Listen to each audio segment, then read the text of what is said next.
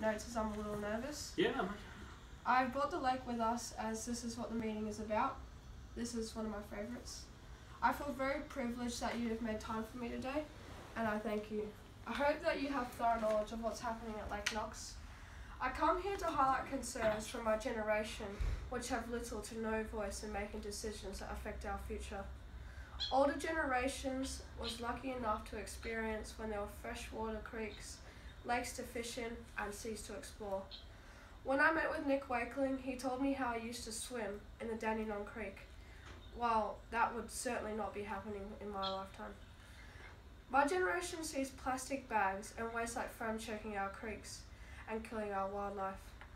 Our seas are full of plastic and we have the doom of climate change. We learn about the climate issues in science at school. I go to Fairhills High, so the lake and the bird life there is my neighbour. We learn about the negative impact of humans on the environment, specifically negative impact and the excess of carbon in the atmosphere, which is creating climate change. Just in case you don't know, one particular reason for excess carbon is due to the destruction of native habitats and tree clearing. It may interest you in a publication called Science Daily. They have researched that lakes store carbon and potentially are more valuable for carbon storage than oceans. Besides being in a climate crisis, we're experiencing an extinction crisis. We are losing species at an unprecedented rate, and ecosystems are collapsing. There are 37 threatened bird species in Knox, and this lake is home to one of these, the blue-billed duck. The blue-billed duck is one of these birds and should be nurtured and not have its home exploited just for more high-density housing.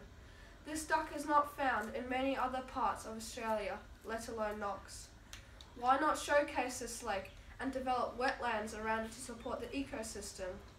I have spent many hours down with the bird life, and they trust humans. It's such a shame. They shouldn't. This lake, I understand, is going to be decommissioned as a part of the state government's plan to develop the area. I don't understand the word decommission in relation to nature. I understand that the word is used for buildings and factories, but I cannot make sense of how they will decommission nature.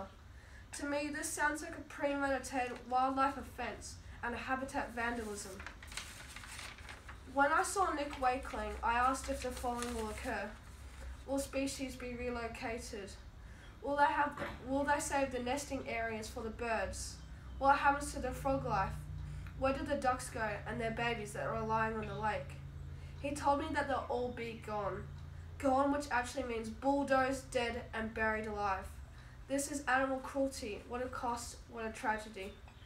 This lake is the cleanest ecosystem I have ever seen in the suburbs. This lake, once it's gone forever. And this bird life that you hear is gone too.